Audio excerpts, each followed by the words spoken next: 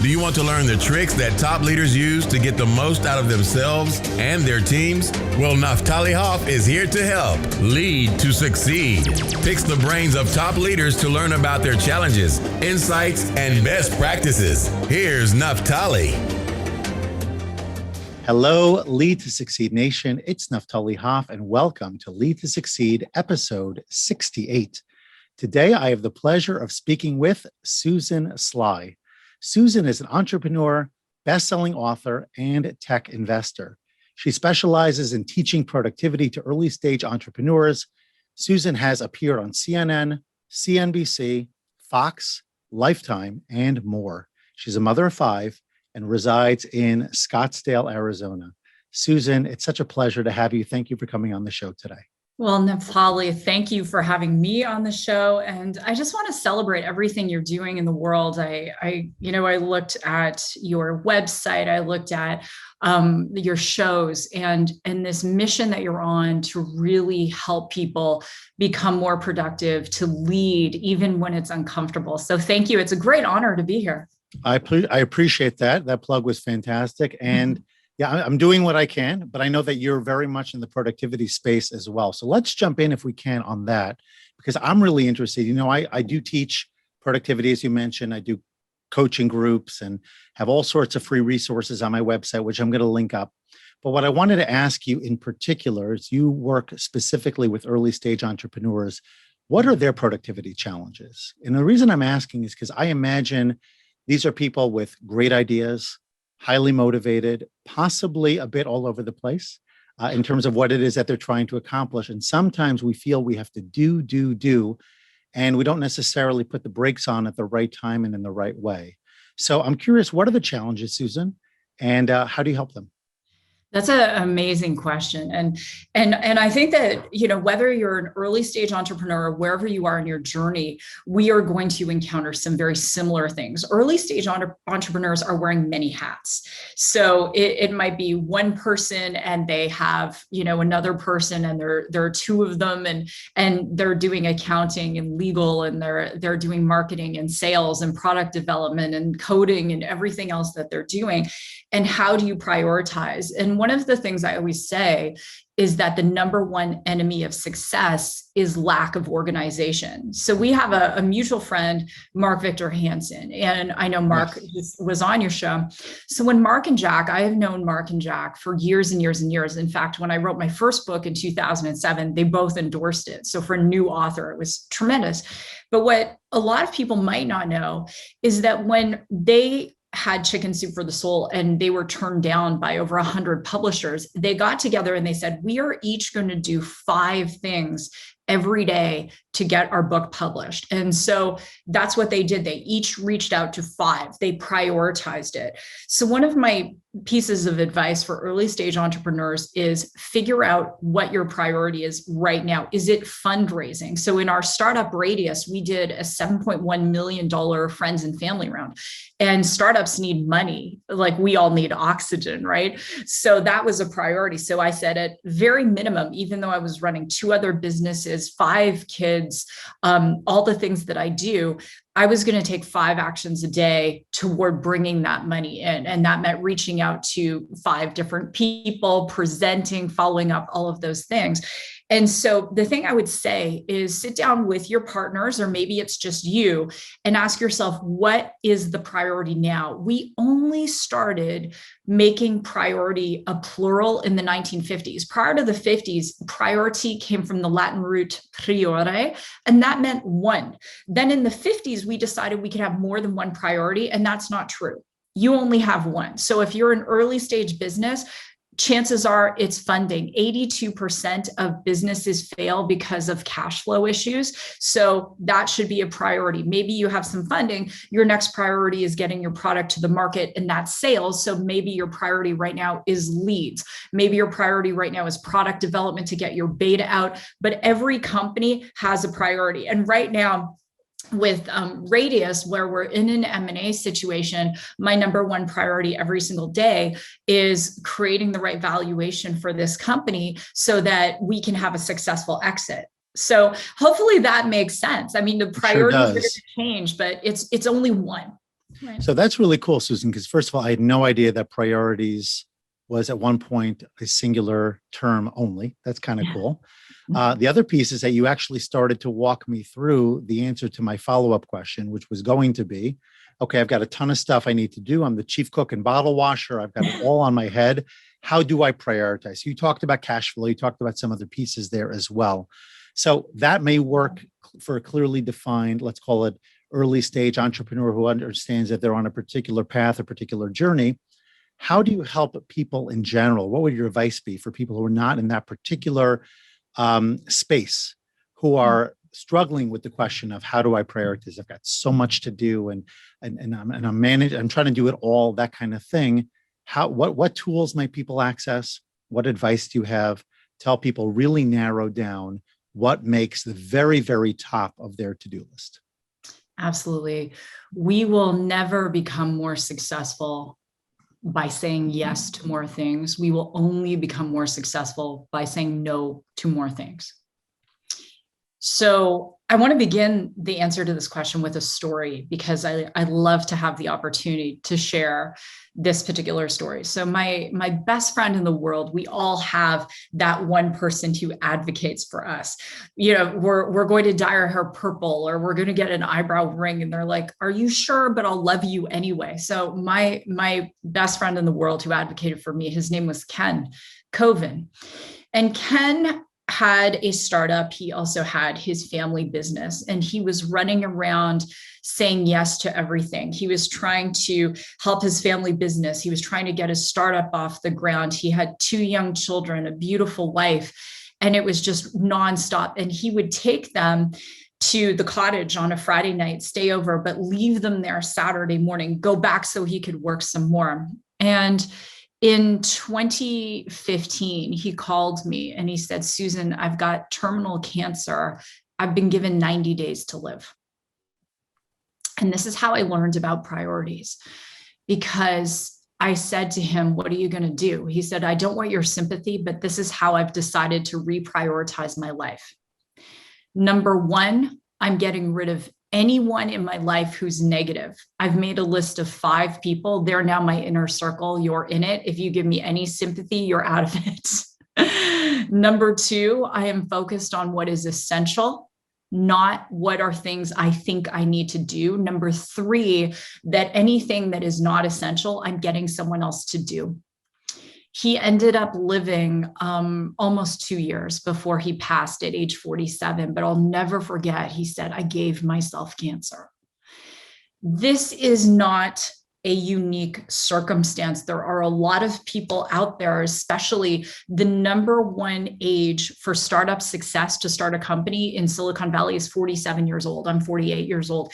There are a lot of us in Gen X. We've got aging parents. We've got kids at home. We have a business. Maybe we have a career. We have all these balls in the air, and we're running around saying yes to things that aren't essential. Yeah. So I want to give 3 quick tips based on that story. Number 1 is that it's getting clear on who your inner circle is. We all have this network of people. Mark Victor Hansen is a person in my network. Harvey McKay is my personal mentor. He wrote Swim with the Sharks or Get Eaten Alive. We have this small circle of people that we can count on to tell us if we're getting off course. That's number 1. Number 2, and it's not going to be a big circle. Number 2 is what is essential. And if you're in it right now and you're exhausted and you're waking up in the middle of the night and you have sweats and your doctor's like, "You need to take it easy," I want you to step back. I want you to check out and just fire yourself from everything for a day and really get clear on what is essential. And then number 3 is, where do you need to get help? And some great resources. You asked resources. So I hire people from onlinejobs.ph. So they're in the Philippines, and I have a video editor. I have a SEO expert. I have a full-time personal assistant. I have a graphics person. And these amazing team members have become like my family. So I'm able to build a brand even though I'm building a startup as a co-founder and co-CEO 60 hours a week right now. So I can create one piece of content and my team deploys it across YouTube, across Instagram, across LinkedIn, and we're even using AI to make blogs. The second tip I would give you, if you have content creation for your business, we're using an amazing tool called Conversion AI. You can just go to one of my companies that I own is agency8.com. You can find out more about it, but you could literally take a portion of this interview, drop it into Conversion AI, and it'll write a whole blog. So I'm running an experiment right now with my 8th book that will be totally written by an AI. I did a 4-week course a few years ago I'm an NLP certified NLP master trainer. And I did a 4-week course on NLP. We took the audio from the course, we dropped it in the AI, and it's writing a whole book. Wow.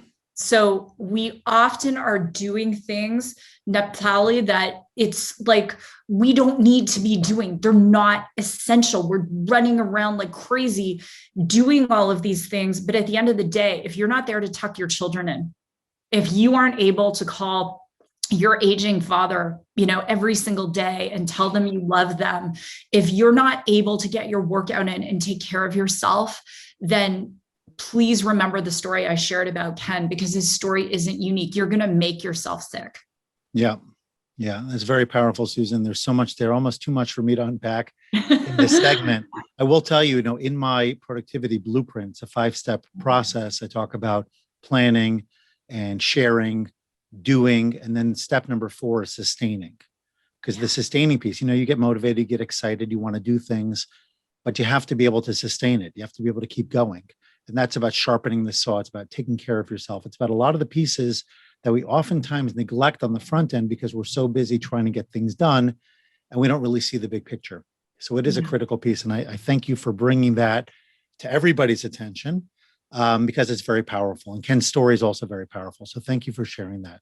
Now, I'd like to shift to a different story, and that's yours. I'm curious to know, because it's not every day that I meet someone like you.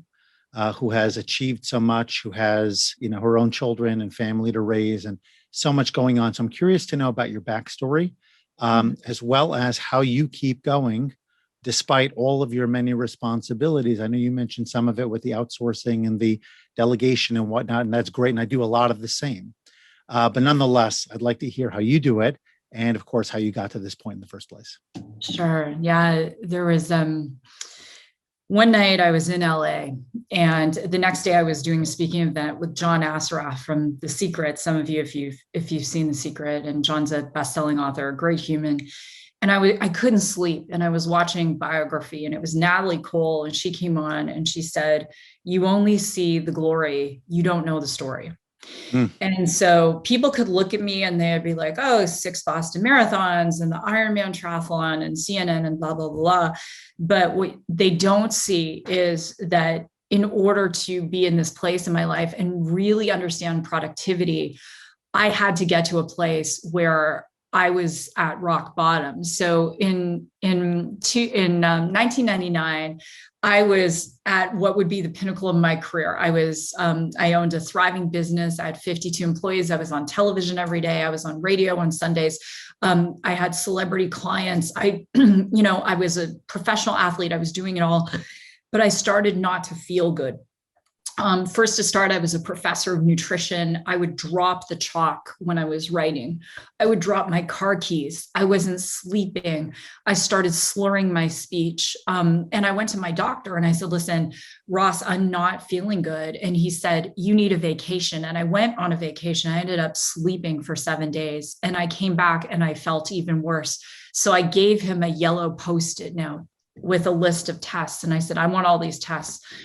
In January 13th of 2000, he calls me in his office and he holds up a scan of my brain, and it looks like a fishbowl full of fish. And he says, "Susan, this is your brain, and these are lesions.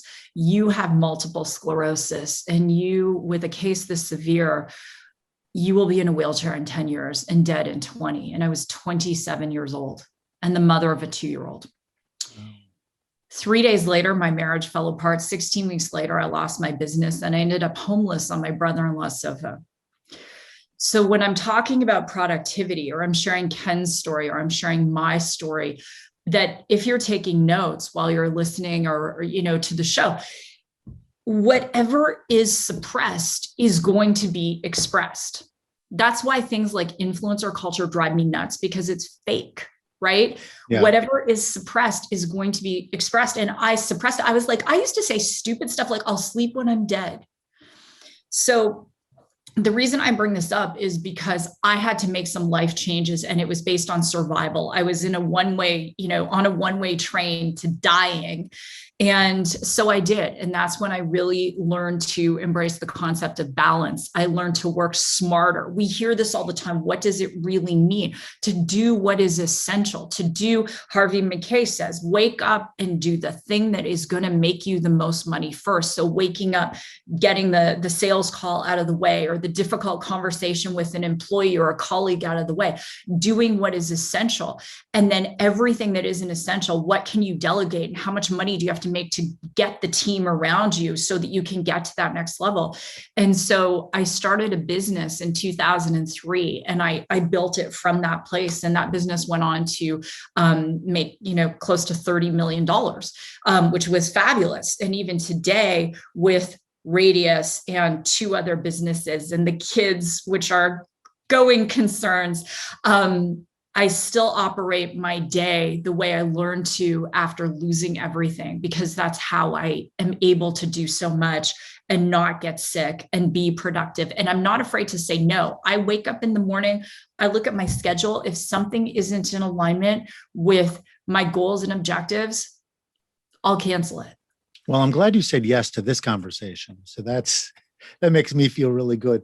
But I will tell you, you're an easy yes, because and I moved another meeting, and I want your audience to know this, because what you're doing is in alignment with the message the world needs to hear. So it was an easy yes. I'll move it. I'll do it. I'll make the time. Right? I really do appreciate that. That's fantastic. And you know what's great about having you on is that you anticipate my next question. So you move right into it. I was going to ask you about balance, and you hit it. So that's fantastic. So I have a question for you about investment, because obviously you're in business. You've invested a lot. You've been raising money for all sorts of different things. What is the best investment you ever made, other than in a stock or real estate or in a business proper? In my health, no question. So a mentor of mine who founded a company that's done almost $10 billion in sales now, he says, you're going to invest in your health at some point. To invest in preventative medicine is always less expensive than investing in curative medicine. Sure is. So even when I got really, really sick, I knew I had to make some changes. I went back to school. I studied homeopathic medicine. I started eating organic vitamins. I probably take about 30 or 40 vitamins a day. Wow. People can't see my desk right now, but I've got like all sorts of because I'll be in meetings all day, right, until the kids get home. So I've got all sorts of things that are healthy laid out for me. That's been the best investment that I've ever made.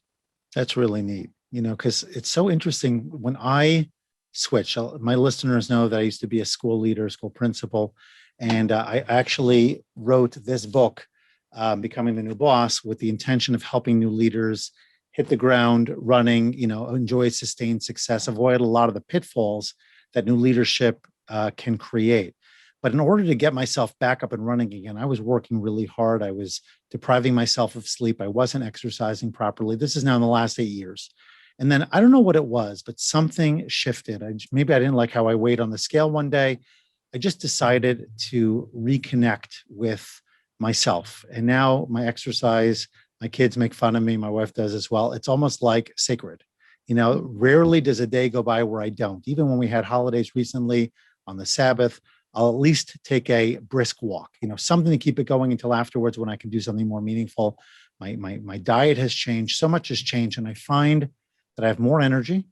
I have more focus. And the time that I do have remaining is time well spent. It's really time for me where I can do my very best work. And so, like you said before, the idea that so many of us are conditioned to think just work, work, work. put in those 60, 80 plus hour work weeks, and we're going to get more done. The reality, the research is very clear. It doesn't work that way. At a certain point, it all tapers off, and there's really not much of a difference between putting in 40 or a little bit more and a number much higher than that. So it really resonates with me. A lot of what you're saying about care, about really being focused on yourself, on your health, on your priorities. And part of what I love about what I do is that I control my own calendar. I can decide what I want to take on, what I don't want to take on. And in my previous work, I was always dependent, I felt, on somebody else. Even if I say no, which you can do, it's still somebody else kind of like in many ways driving the agenda, driving my calendar. And that's why I felt that for me to have a long-term success, the long-term happiness that I wanted, I needed to really find something where I could contribute, but do so in a way that worked for me. So I really have enjoyed this very much. And I want to ask you, you seem like you're somebody who's very well thought through, very well grounded. And at the same time, I'm sure you've got some things in your head, some ideas that you have that a lot of people don't agree with, but you feel deeply is correct. I'm just curious. Tell me something that you believe is true that nobody else sees it the same way. Oh, that's a great question. I want to tell a quick Sabbath story. It also involves Ken. Many of my funny stories do. So one Saturday morning, Ken and I were out running, and which of course Sabbath, and from a distance he sees the rabbi, and it was like out of a movie. He goes, "No!" and he goes diving into a bush and ends up doing a somersault. It was the funniest thing. So when you said about walking on the Sabbath, I just had to shed some humor on that. That was up in Canada, I take it. It was, yes. Well, I wonder if he dove into the snow there and it was the wrong season. Yeah, it was the wrong season, but oh my gosh, it was the funniest thing ever. That is funny. Anyway, the only 2% of women-led startups to VCs are funded. And, I think that there are a lot of things that people might not know. I'm actually very political. We were speaking before this, and some of you aren't going to like it and may all get hateful DMs, but I'm pro-Israel. We were just in Israel 2 years ago. I was raised in a Jewish, Buddhist, Christian household. That my 23andMe tells me I'm part Jewish, so it's got to be right? 23andMe. But I want to talk about women-led businesses. And I want to talk about burnout just for a minute. Burnout is something that affects us all. It affects women, it affects men. And because women still, there is a glass ceiling, especially for women-led pitches, it's tough out there. So we talk about entrepreneurship, and there are a lot of women who aren't starting the businesses that they should because they're trying to essentially operate as a man in a man's world. And I would just say, stop it. You don't need to do that. At this point, we're in a society that we're so freaking polarized. At one point, can we just remember that we're supposed to be good humans? So let's do business as good humans. Let's not judge people for gender or their religion or, whatever it is. Let's just do business with good humans. Right? That's the bottom line. And I could go on and on and on. Clarify one point though, if you don't mind, that piece about women trying to do business as men. Mm-hmm. What's the alternative for them? For anyone's listening, I don't know if I picked up on that.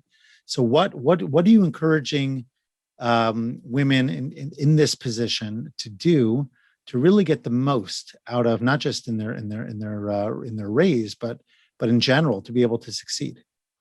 When a woman shows up as ambitious, she's often called it rhymes with witch, but starts with a B. But when a man shows up as ambitious, he's often, given a pat on the back and like, oh, that's good. So look at how we're still judging women, right? And if you look at the percentage of women who are millionaires or the percentage of women that are billionaires, and we have a long way to go. The percentage of women who are in the C-suite or the percentage of women who are in boards, right? So when I say show up as yourself, I'm often the only woman in the boardroom. because we're in an artificial intelligence tech company. So oftentimes, and even my co-founders, it's myself and 4 guys, or I'll go in a room and we're negotiating server prices, and I'm often the only woman in that room. And I at first thought, oh, I have to be more masculine. And then I said, you know what? No, I don't. I'm going to show up just as myself. And I've been told, we were doing a pitch, and one guy said to me afterwards, he said, oh, I often find that women have to overcompensate for their gender, and you're coming off as arrogant. And I said to him, would you say that if I was a man? Silence. Yeah, silence, right? It's like, yeah, okay. So, I bring that up because I really want to remain optimistic to say that we've seen the worst of people, I think, in the past few years, and we're still seeing the worst of people. Yeah. What if we could just all make a decision to say, you know what, I'm going to do business with good people. If you're not a good person, we're not doing business. Yeah.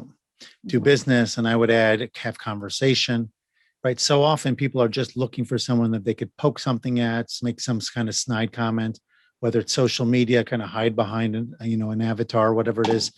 And I feel like if we want to really reclaim not just our time and our productivity, but our identity, we have to be able to have good, honest person-to-person conversation, be willing to hear the other side, but at the same time, not just make it about how can I advance my agenda. Yes. Real listening is listening with the intent of just understanding the person across from you without throwing your agenda back in their face. And I'm guilty as charged often. I'm passionate. I'm passionate politically. I'm passionate religiously. I'm passionate about the work that I do. And sometimes I see things that are just so grossly skewed from my perspective. And I just want to be able to fight back, with some kind of, clarification or put down or something. It's hard, but we're not going to advance as a society without having the ability and the willingness to do more than just shove our agenda in people's faces. And that's kind of just my hope, my hope and my prayer that with people like you who are out there, we're not only advancing their businesses and the business world, but also trying to make the world a better place, that we will slowly but steadily get there. I love it. And I guess the question I would have for everyone listening is, what are your life mottos, right? So one of my life mottos is, I will only do business with people that I would have at the dinner table with my children. Mm.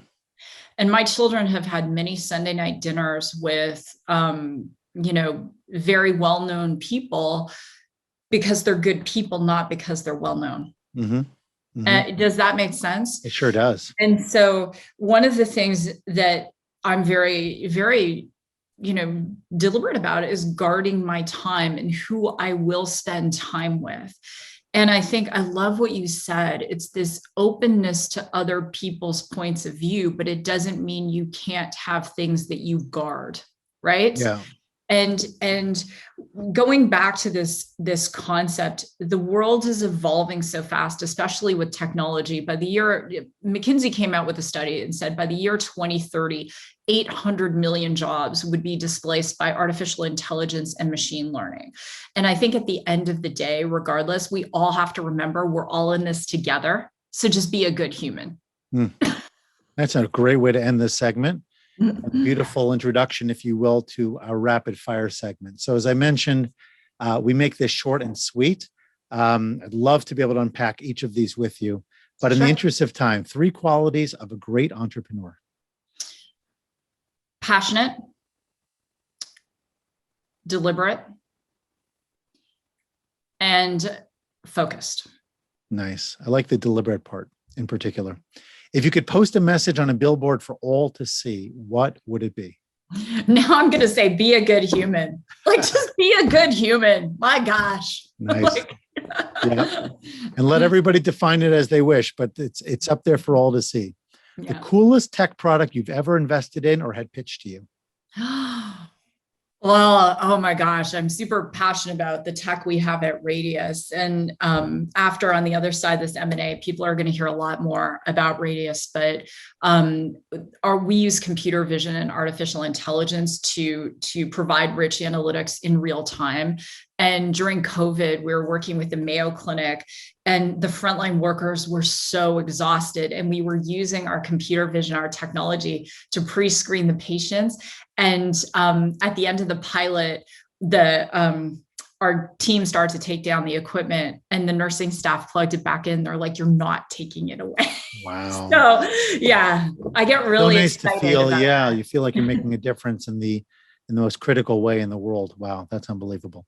Okay, so Susan, we do have to wrap up the conversation, but not before everybody gets to learn a little bit more about you, where to find you, what you're up to, and to benefit further from all the great work you're doing. Well, thank you so much for having me. And by all means, connect on my website, susansly.com. I have some tremendous free resources. One of them is my life planner, which helps you establish some well-rounded goals, which is fabulous. On Instagram, I'm at Susan Sly. My YouTube channel is Susan Sly, Raw and Real Entrepreneurship. And so I interview founders, I interview people who are out there daring to defy the odds and start their own businesses. And there are no sacred cows. We ask about everything. We talk about burnout. We talk about real life. So check out my channel, and I would love that. And I'm the one who reads all the comments, not one of my EAs or VAs. So drop a comment. I'd love to hear from you. And if you have a question that you'd love for me to do a video on, just submit it at Susan Sly, and I'll make you a video. If it's within reason. That's cool. Love it.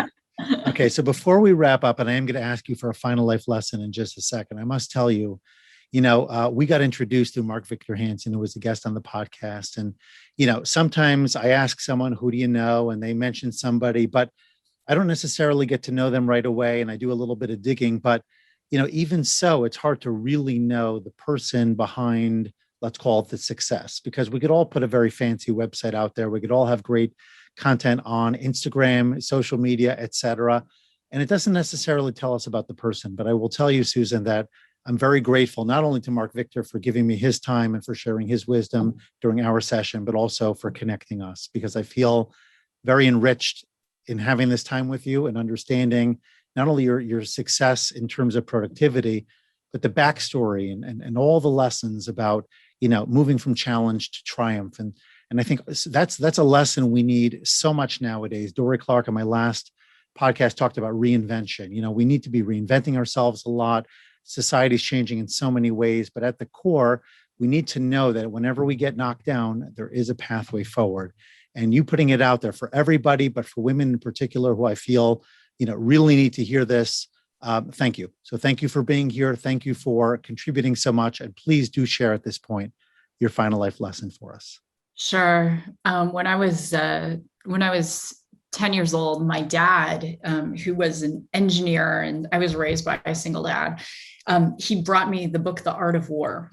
And he said, "Susan, you must read this book." And some dads give their kids Charlie and the Chocolate Factory. My dad is giving me this book. And one thing that struck me particularly, that has been a lesson for the last 40 years, is adapt to your terrain. So Sun Tzu says to his generals, adapt to your terrain. And I think my message for everyone, last year during the pandemic, we adapted to our terrain as a family. We had a great year. Now going through an M&A, lots of different things going on, we're adapting to our terrain. And I would say to all of you that if you can become that leader who adapts to your terrain, you become unshakable. And when you become unshakable, you make decisions that come from reason and not from emotion. And that's how you're going to be successful. Beautiful. I normally don't end with myself talking before I wrap up, but I will tell you that last point. First of all, The Art of War, is that the right title?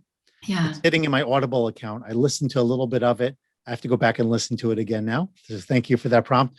But more importantly, I was going to tell you a quick story involving a great rabbi who passed away about 30 some odd years ago at this point. And the story goes as follows, because you talked about COVID and your family and then transitioning to the M&A.